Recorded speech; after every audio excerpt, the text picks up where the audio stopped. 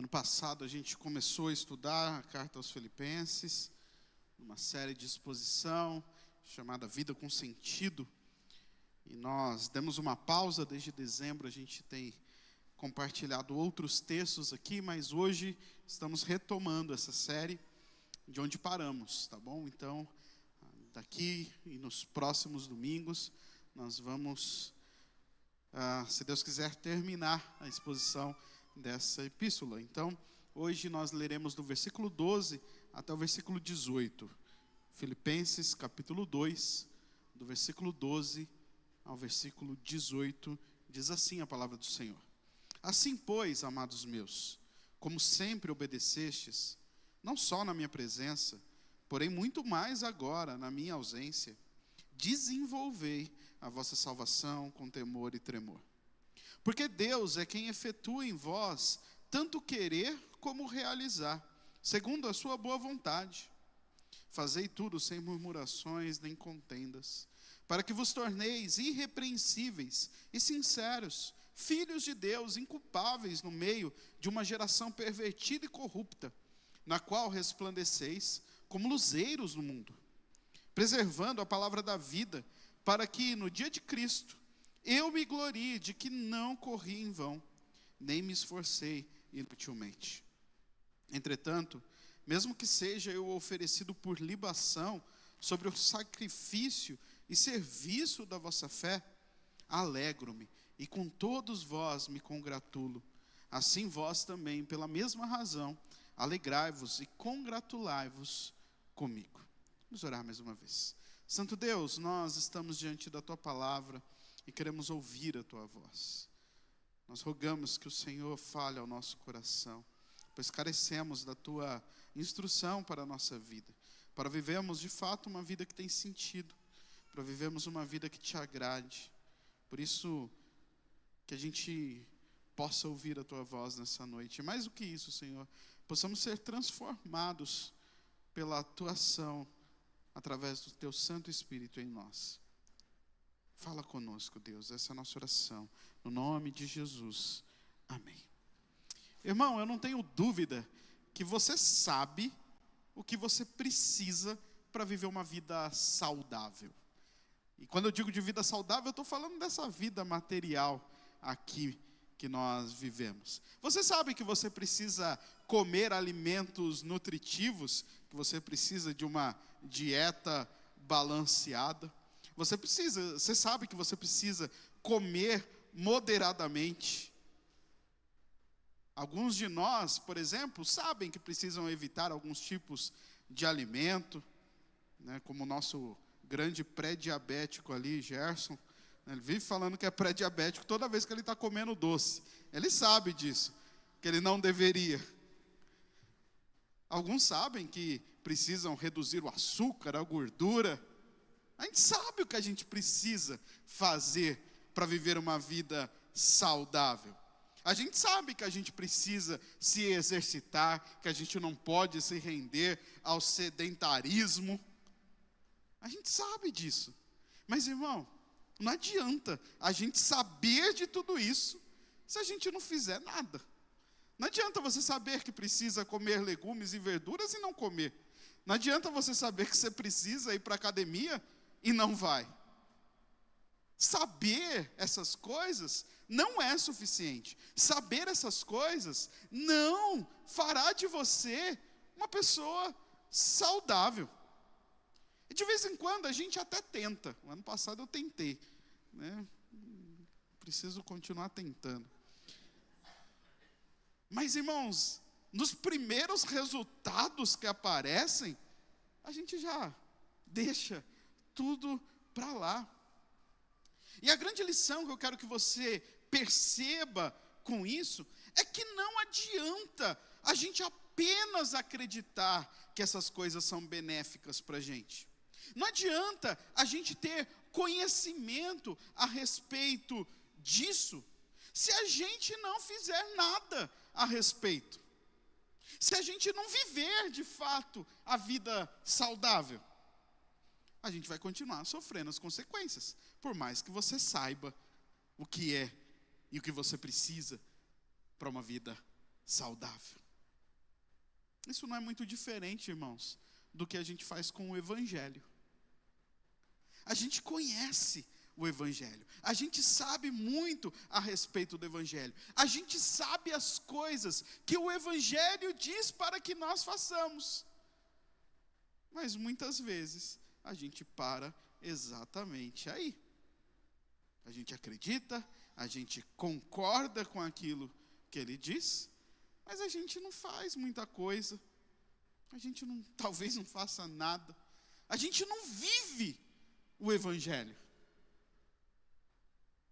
No capítulo 1 de Filipenses, lá no versículo 27, a gente já viu isso há algum tempo, Paulo começou a fazer um apelo para os filipenses. Então, a gente passou bastante detalhadamente pelo comecinho da carta de Paulo aos filipenses, e a gente começou a ver que em um determinado momento, Paulo para de falar de si mesmo, para de tratar dos seus assuntos, para começar a tratar agora dos assuntos dos filipenses.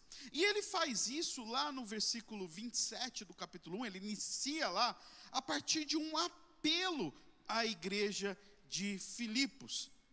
E o seu apelo é: irmãos, vivam em unidade. Vocês são um, vocês precisam viver em unidade. Esse apelo, Paulo depois reforça lá no versículo 1 a 4 do capítulo 2. E o argumento de Paulo é de que, lá nesses versículos, no início do capítulo 2, é que para vocês alcançarem unidade, vocês precisam de humildade. Vocês não vão viver em unidade enquanto vocês não tiverem uma postura humilde. Daí, nos versículos 5 a 11, que foi a nossa última mensagem lá no mês de dezembro, Paulo mostrou o grande exemplo de humildade que nós temos, que é o próprio Jesus Cristo. Então Paulo, ele fala para a gente que a gente precisa de unidade, ele fala como a gente conseguir por meio da humildade, e ele fala, está vendo como é possível? Olha o que aconteceu, o próprio Deus, ele se humilhou tanto como Deus quanto o homem. Como Deus, ele abriu mão de todas as coisas e fez como um de nós. Como homem, ele se humilhou e foi obediente, e a sua obediência o levou à morte, e a pior morte de todas, morte de cruz. E daí entra o texto que nós vamos ver hoje. Agora, nos versículos 12 a 18, Paulo conclui esse apelo que começou lá no finalzinho do capítulo 1. Ele vai concluir essa sessão da carta, fazendo uma aplicação final, a partir de todo esse raciocínio que ele construiu até aqui, a partir de tudo que ele acabou de escrever. E eu acredito que Paulo, então, ele, nesse apelo final que ele faz, ele nos aponta para algumas ações.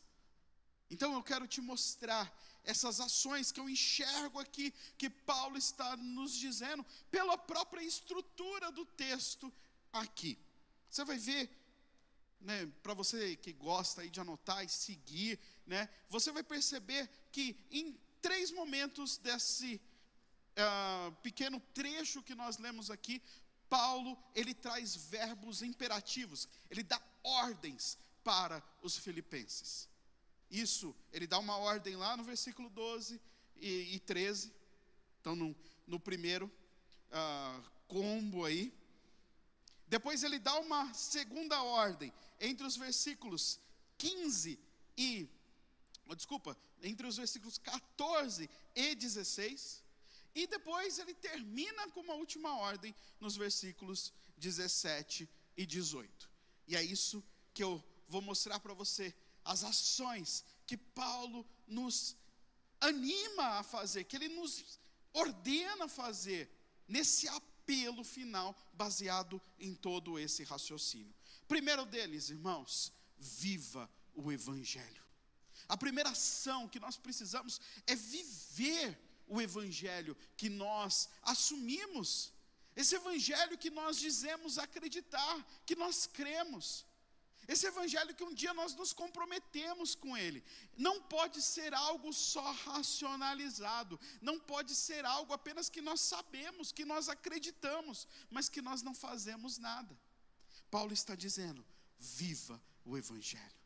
Se tem uma ação que nós precisamos, é viver o evangelho de Cristo. Irmãos, muitas vezes a gente não percebe que dizer uma coisa não é o mesmo que fazer esta coisa. A nossa fé, ela nos leva a fazer diversas afirmações ao seu respeito. Mas não precisa pensar muito para você observar que nem sempre essas afirmações que nós fazemos, nós colocamos em prática na nossa vida. Paulo, ele começa o trecho aqui fazendo uma clara relação com o que ele acabou de dizer a respeito da obediência de Cristo. Ele fala de um Deus que se fez homem e na sua humanidade ele foi obediente e foi obediente até a morte. Ele acabou de dizer isso e daí ele entra aqui. Assim, pois, amados meus, como vocês sempre obedeceram, não só quando eu estava aí, mas agora que eu estou longe, continuem a obedecer. Uma vez que Cristo foi obediente até a morte, e morte de cruz, assim pois, vocês, que eu sempre vi que foram obedientes, que eu estou sabendo que continuam sendo obedientes, mesmo comigo estando longe, continuem a obedecer. Essa é a primeira ordem que Paulo dá, e ela está aí no versículo 12, quando ele diz, desenvolvei a vossa salvação com temor e tremor. Essa é a primeira ordem de Paulo, esse é o primeiro imperativo que ele coloca aí, desenvolvei a vossa salvação. Agora, irmãos, para nós que cremos numa salvação somente pela graça, a gente olha para isso e talvez isso nos soe um tanto quanto estranho, porque a gente pode ler isso e pensar, Paulo está falando que a gente precisa fazer algo para ser salvo? Já que ele nos manda desenvolver essa salvação, tem algo que eu preciso fazer então para ser salvo. Mas irmão, não é nada disso que Paulo tem em mente aqui. O que Paulo está dizendo é, coloquem em prática a salvação de vocês, vivam a salvação de vocês, não apenas racionalizem, entendam essa salvação, mas vivam essa salvação. Irmão, de maneira nenhuma a gente pode dizer que desenvolver a salvação, essa ordem de Paulo para que a gente faça isso, Paulo está dizendo aqui para que a gente trabalhe em prol da nossa salvação. Como se fosse algo que dependesse de nós. Não é isso que Paulo está dizendo. Isso não está de acordo com todo o resto dos escritos de Paulo. Não há contradição aqui. O que Paulo está dizendo é, vivam essa salvação. Coloquem em prática isso. Não para que vocês colaborem com a salvação, mas porque é isso que vocês têm que fazer. Se vocês creem nisso, vivam isso. Paulo está mostrando para nós, irmãos, que salvação é muito mais do que algo que nós recebemos. Salvação é algo para que a gente faça. Um comentarista chamado Gordon Fee, ele afirma que, com todo o contexto aqui, que essa afirmação está inserido, fica muito claro que a intenção de Paulo não é discutir doutrina da salvação. Ou seja, Paulo não está nos dando um texto soteriológico, um texto a respeito de salvação. Paulo não está lidando com o modo pelo qual as pessoas são salvas. Paulo está fornecendo para nós um texto que diz respeito à ética, que diz respeito a como viver. Ele não está discutindo meio de salvação. Ele está discutindo como o salvo precisa viver. Está falando como as pessoas salvas devem vivenciar a sua salvação. Agora, irmão, qualquer coisa que a gente possa pensar nesse sentido, nos leva a crer que a ideia aqui é justamente: coloque em ação a salvação de vocês. E isso nos liga diretamente a uma vida de obediência. Como que nós vamos colocar a nossa salvação em prática? Obedecendo o nosso Salvador. Não há outra forma. Irmão, obedecer é muito mais do que crer. Obedecer é fazer. É viver. É transformar a fé em ação. É viver essa fé na prática. A gente precisa, irmão, viver o Evangelho. E viver o Evangelho é obedecer. Obedecer. Mas daí Paulo, ele não apenas nos deixa aí falando, obedeçam. Mas ele diz como a gente deve fazer isso. Ele diz, nós devemos desenvolver a nossa salvação com temor e tremor. Agora, irmão, você entende o que significa isso? O que é desenvolver a salvação com temor e tremor? O que Paulo está querendo dizer com isso? E na verdade o que Paulo está fazendo é uma referência direta ao Antigo Testamento. Lá no contexto do Antigo Testamento, essa expressão, temor e tremor, nada mais é do que um pedido de compreensão em relação à existência de Deus. Ou seja, se nós sabemos quem Deus é, a gente age diante dele da maneira devida. Ou seja, a gente faz isso o tempo todo.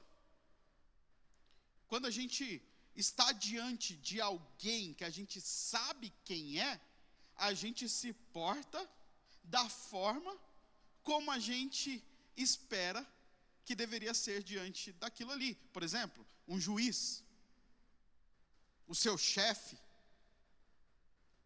né? Você está lá trabalhando, o chefe não está lá, você trabalha de um jeito. A hora que ele está lá, você age com temor e tremor, porque você sabe quem ele é e o que ele pode fazer com você.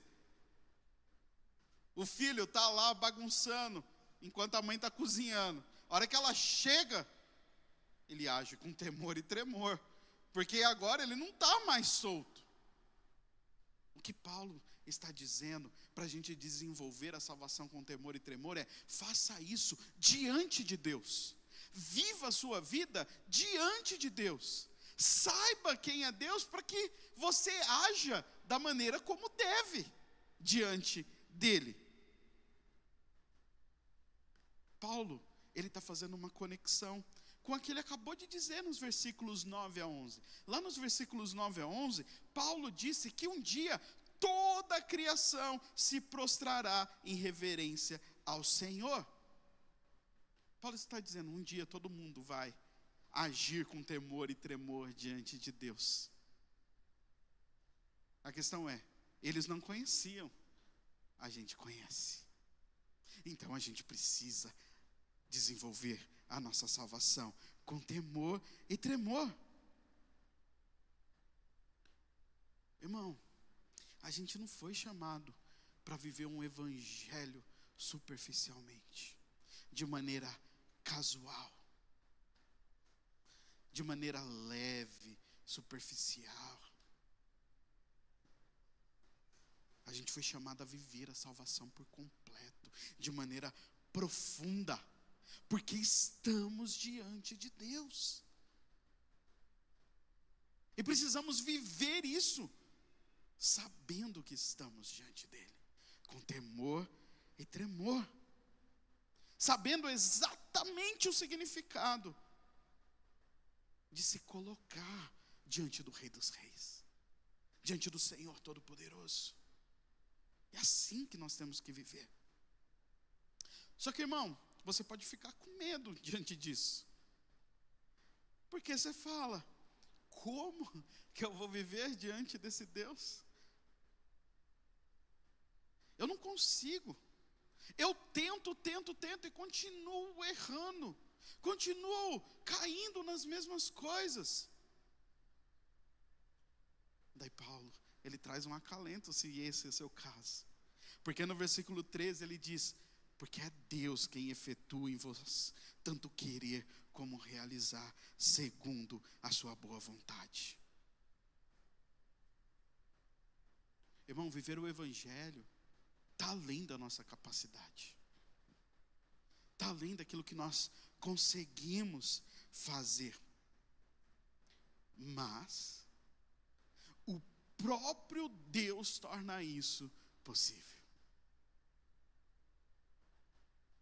Quando Ele move a nossa vontade para isso, quando Ele nos dá capacidade de viver em obediência a Ele. Por nós mesmos não conseguiríamos, por nós mesmos não obedeceríamos, não viveríamos o Evangelho. Mas é Deus quem está operando em nós, tanto o querer quanto o realizar. Ele move o nosso coração para querermos isso. Ele nos capacita a colocarmos isso em prática. Paulo está encorajando os filipenses, que apesar de termos uma tarefa difícil, é difícil vivermos o Evangelho, mas apesar disso, Deus está do nosso lado. Ele muda o nosso coração. Ele trabalha ativamente em nós para que isso seja possível na nossa vida. Irmão, você tem vivido o Evangelho? Ou ele é apenas uma confissão de fé? Ele é apenas algo que você produz com as suas palavras, mas que não transforma quem você é? Ele é algo que faz sentido para você, que até traz esperança para a sua vida, mas que não muda em nada. Irmão, viver o Evangelho é evidência da nossa salvação. Se você não vive o Evangelho, irmão, você precisa repensar essa sua fé. Porque viver o Evangelho é evidência de que estamos assegurados em Cristo, de que estamos salvos. E isso faz com que o desenvolvimento da nossa salvação seja a tarefa principal da nossa vida. Acima de todas as coisas, nós temos que estar vivendo o Evangelho, desenvolvendo a nossa salvação. Tarefa difícil? Sim, muito. Mas que o próprio Deus está agindo em nós para que possamos cumprir. Viva o Evangelho. Segunda ação que Paulo nos coloca aí: dê bom testemunho do Evangelho. Não viva o Evangelho de qualquer jeito. É para viver, mas é para viver direito. Dê bom testemunho disso. Dê bom testemunho da fé que você professa. Não viva meia boca. Viva de verdade, para que as pessoas percebam aquilo que move a sua vida. É isso que Paulo começa a dizer aí no versículo 14, através de mais uma ordem: façam tudo sem murmurações nem contendas. Fazei tudo. Tudo o quê? Esse desenvolvimento da salvação. E como? Sem murmurar, sem contender. Após dizer então aos filipenses que eles deveriam obedecer, a intenção de Paulo agora com esse segundo imperativo é dizer como eles devem fazer isso. Agora, irmão, perceba, a gente está dizendo, viver o evangelho é obedecer. Essa foi a nossa conclusão ali. Viva o evangelho, obedeça. Agora, irmão, há dois tipos de obediência. Há duas formas de viver em obediência. Você pode viver de maneira obediente, de bom grado, porque você quer, porque você ama isso, ou você pode obedecer de má vontade. Eu sei que isso daqui é certo, eu não queria, mas já que é, vou fazer. Né? Até um dos livros que eu usei para estudar esse texto, né, diz de um exemplo de uma criança, onde a mãe falava: senta, menino, e o menino em pé. Senta, menino, senta, e o menino em pé. Até que uma hora, ele falou: já que tem que obedecer, sentou. Mas ele falou: na minha cabeça eu estou em pé.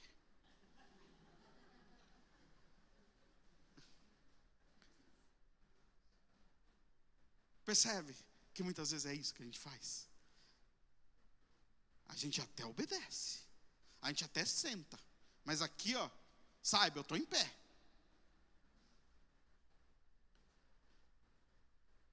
Não adianta, irmão.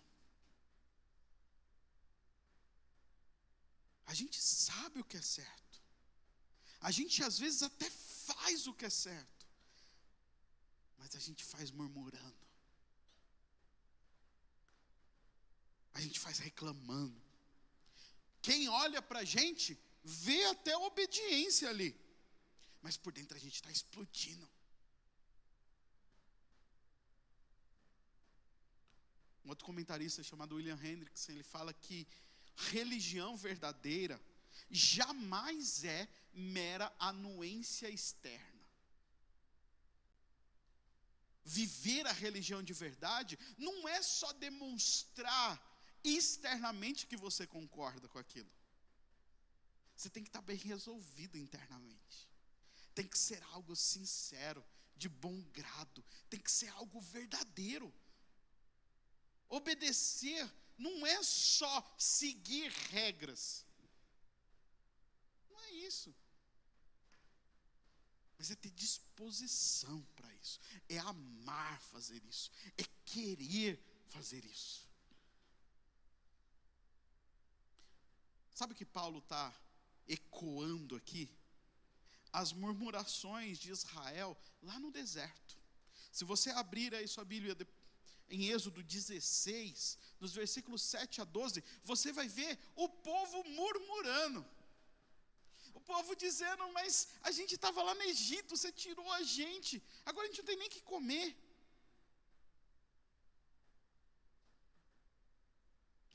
Eles se queixavam contra Moisés, o líder deles que tirou eles do Egito. Mas, irmãos, eles se queixavam contra o próprio Deus. Mas, apesar de Paulo estar ecoando essa murmuração, não há evidências de que esse era o caso dos filipenses. Ou seja, nós não podemos afirmar que os filipenses estavam murmurando a respeito de Paulo ou do próprio Deus. Porque não é só sobre murmuração que Paulo fala. Paulo fala a respeito de contendas. E quando Paulo traz essas contendas à luz do contexto de toda a carta aos filipenses, a gente percebe que Paulo está se referindo aos problemas que havia naquela comunidade. Eles brigavam, eles tinham disputas internas. Aqueles irmãos não estavam vivendo em unidade, como nós temos visto até aqui ao longo dessa série.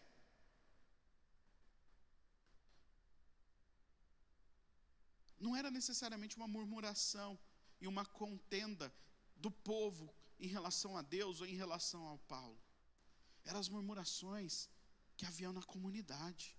Eram as brigas, as disputas, as contendas que havia entre o povo de Deus. João Calvino, ele fala que quando cada um cuida de agradar a si próprio, prevalecem duas falhas. Primeiro, caluniam uns aos outros. E segundo, fomentam contendas entre si. Calvino está falando, numa comunidade, irmão, quando a gente só está preocupado em ser agradado, em agradar a si mesmo, resta duas falhas. Uma, a gente começa a falar mal uns dos outros e a gente fica fomentando briga entre a gente. Irmão, se você é um desses que tem caluniado, que tem fomentado, sabe o que está acontecendo? Você só está querendo ser agradado. Você não está preocupado com Deus, com a igreja. Você só está preocupado com você mesmo.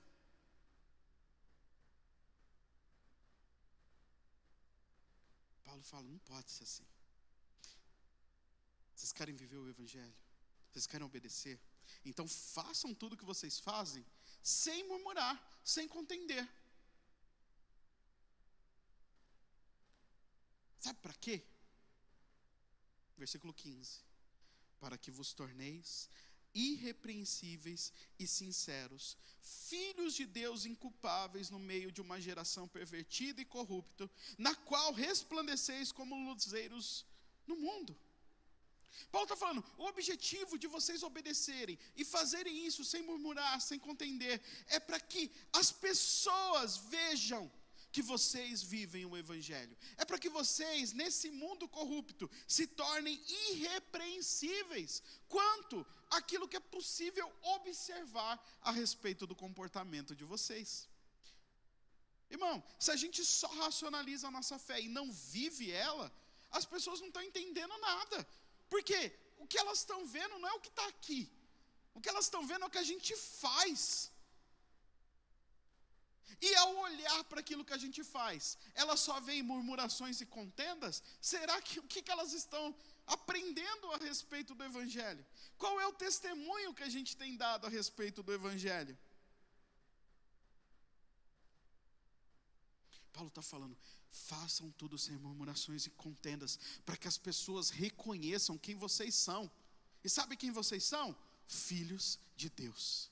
As pessoas ao olharem para vocês, ao verem a maneira como vocês vivem, ao verem a maneira como vocês se relacionam, eles precisam perceber que vocês são filhos de Deus. Eles precisam perceber que a gente não é igual a todo mundo, que a gente é diferente. Os filipenses, irmãos, estavam inseridos numa sociedade corrupta, uma cidade que estava totalmente corrompida. E Paulo está falando, aí nessa cidade, eles têm que perceber que vocês não são igual a todo mundo. Não é muito diferente dos nossos dias. Estamos num mundo totalmente corrompido, numa sociedade perversa. Agora, será que quando as pessoas olham para como a gente vive, quando as pessoas olham para a vida da igreja, eles enxergam filhos de Deus? Pessoas que estão vivendo o evangelho, que estão fazendo tudo sem murmurações, sem contenda? Ou eles estão vendo pessoas que estão sentadas, mas aqui na cabeça, eu estou de pé.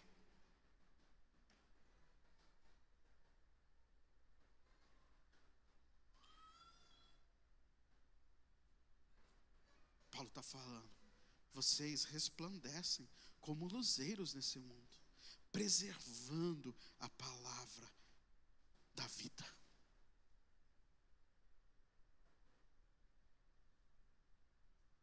Paulo está falando, vocês devem brilhar nesse mundo. Vocês precisam mostrar oposição à escuridão lá de fora. Vocês precisam iluminar essa escuridão. Sabe como que vocês fazem isso? Por meio da maneira como vocês vivem. Por meio das suas atitudes, por meio do seu comportamento. Aqueles que vivem o Evangelho, eles precisam ser claramente distintos, claramente diferentes, precisam ser oposição ao mundo que nos cerca, sendo mensageiros dessa palavra viva, mensageiros dessa palavra que transforma. Agora, como que a gente vai ser mensageiro da palavra que transforma, sem sermos transformados?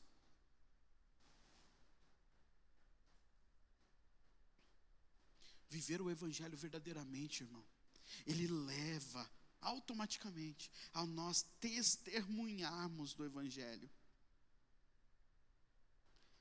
Agora, se a gente não viver uma vida diferente, se a gente obedecer apenas externamente, a gente não vai conseguir dar um bom testemunho a respeito disso que nós cremos. A gente não vai viver uma vida que se diferencia desse mundo mau. A gente não vai brilhar na escuridão. A gente só vai ser mais um. A gente está sendo chamado, irmão, a uma obediência sincera, para que a gente mostre para esse mundo o poder desse Evangelho que a gente crê. O Evangelho que transforma, o Evangelho que muda vidas. Uma terceira ação que Paulo nos mostra, daí está lá nos versículos 17 e 18. Irmão, alegre-se com o Evangelho. Alegre-se com o Evangelho.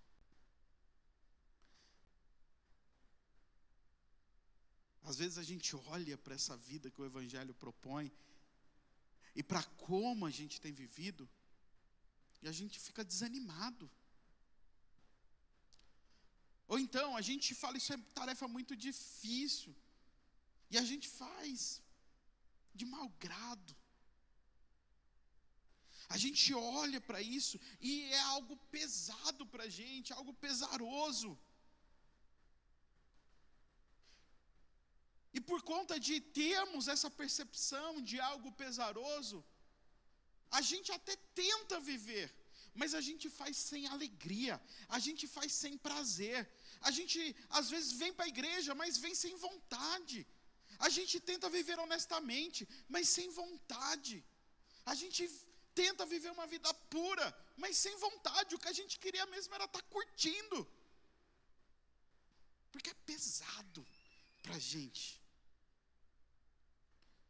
Mas quando Paulo termina esse trecho, ele fala, essa não deveria ser a nossa atitude.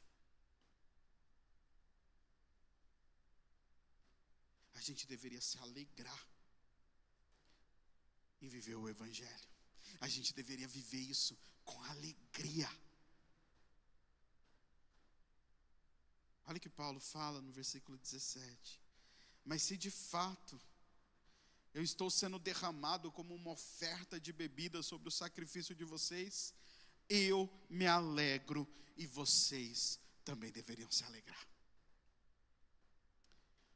Paulo aqui, ele está usando metáforas tiradas lá do sistema sacrificial do Antigo Testamento. Quando o sacerdote oferecia o animal sacrificado, recorrente vezes, essa oferta do animal morto vinha acompanhado de uma oferta de cereal, e depois ele se jogava uma bebida em cima do sacrifício, acompanhando aquela oferta. Eu nem quero discutir o que Paulo está querendo dizer aqui, irmão, porque isso é de difícil compreensão. Não é muito fácil a gente entender o que Paulo está querendo dizer aqui. Talvez Paulo, ele está falando que a oferta de bebida é a vida dele, e o sacrifício são os filipenses que estão administrando e oferecendo a vida dele. Talvez ele está se colocando como sacerdote e não os filipenses. Então é uma coisa difícil, e a gente não vai gastar tempo, porque não é o meu objetivo aqui a gente resolver esse problema. Mas, irmão, eu não tenho dúvida que Paulo aqui ele está apresentando um princípio para a gente, através do sistema sacrificial do Antigo Testamento.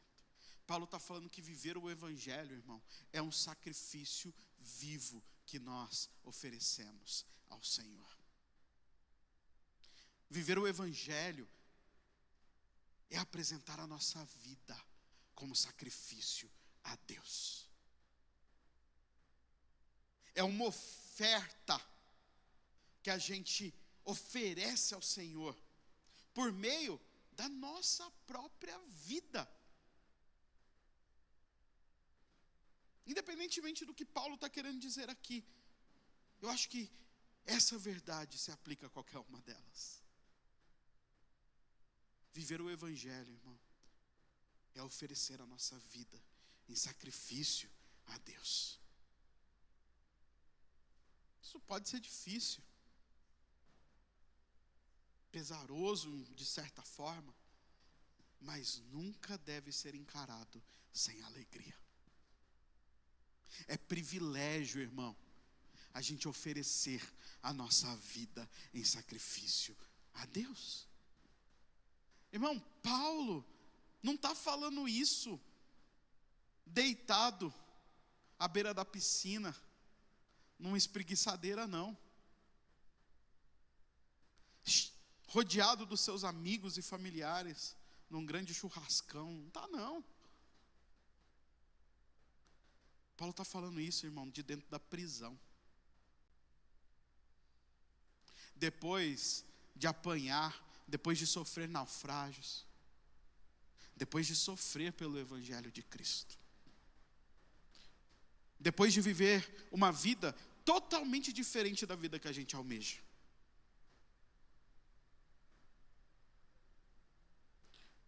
Depois de haver passado por inúmeras dificuldades, mas ainda assim Paulo se alegrava no Senhor.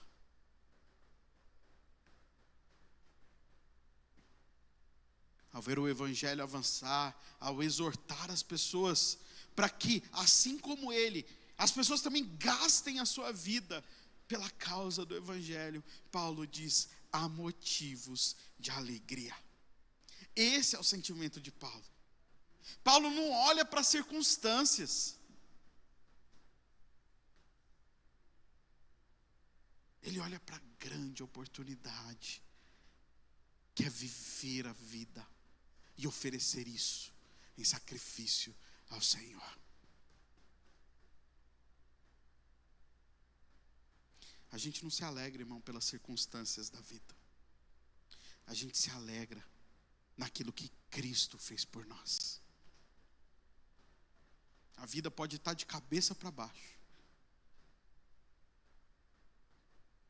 totalmente diferente daquilo que a gente havia planejado, mas aquilo que Cristo fez por nós não mudou. E esse é o motivo da nossa alegria.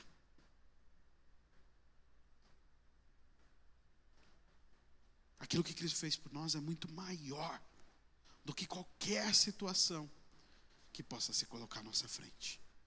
É muito maior do que qualquer enfermidade que possa atentar contra a nossa vida. É muito maior do que qualquer problema que possa surgir. É muito maior do que qualquer perda que a gente possa ter. E é por isso que a gente pode se alegrar, mesmo quando tudo isso acontece. Mesmo quando a vida está extremamente difícil. Ao viver o Evangelho, irmão, nós estamos oferecendo a nossa vida em sacrifício vivo ao Senhor. Sabendo que por mais difícil que a vida possa ser, ainda assim, a gente pode continuar se alegrando naquilo que o Senhor já fez por nós.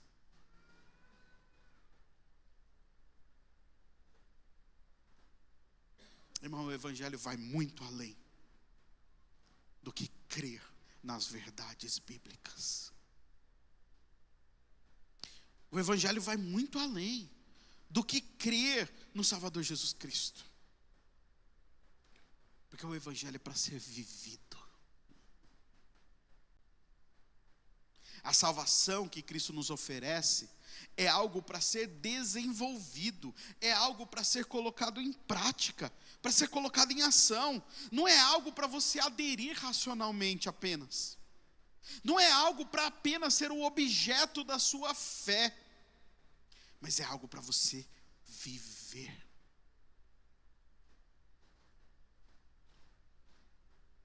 E é só através de uma vida de obediência sincera que você vai viver isso. É só através de uma vida de obediência sincera que nós testemunharemos a respeito do Evangelho que um dia nos transformou. Uma vida, irmão, em que não há espaço para murmurações, que não há espaço para contendas. Uma vida que não está em busca apenas de agradar a si mesmo. Uma vida distinta. Uma vida que faz diferença na escuridão desse mundo. Viver o Evangelho, irmão, não pode ser motivo de pesar para nós. Porque o Evangelho é para ser vivido com prazer, com alegria. Porque nós estamos seguros naquilo que Cristo fez por nós. O Evangelho, irmão, é onde a justiça e a paz se encontram. E sabe qual é o resultado? Quando nós temos o encontro da justiça e da paz, é alegria. Justiça e paz se encontram e nasce a alegria. Esse é o reino do Senhor, esse é o reino que nós fomos chamados a fazer parte. O reino de justiça e paz. Aí nós podemos ter alegria.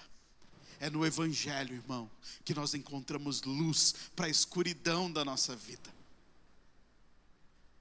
E nós, irmãos, como povo do Senhor, como igreja, como as mãos e os pés do Senhor nessa terra, nós precisamos permanecer firmes na palavra, palavra que sempre permanecerá.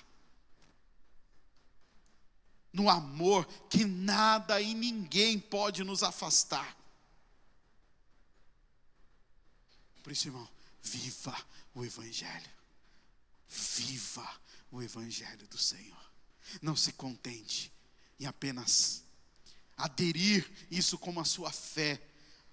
Não se contente em apenas entender isso, mas coloque isso em ação. Ele é a luz que brilha na escuridão, e Ele faz de nós luzeiros nesse mundo. Ele é a paz que acalma todo o coração. E nós, irmãos, como igreja do Senhor, somos as mãos e os pés chamados para viver isso, para dar bom testemunho a respeito disso, e fazer isso com alegria, porque temos justiça, porque encontramos paz. É isso que nós vamos cantar agora.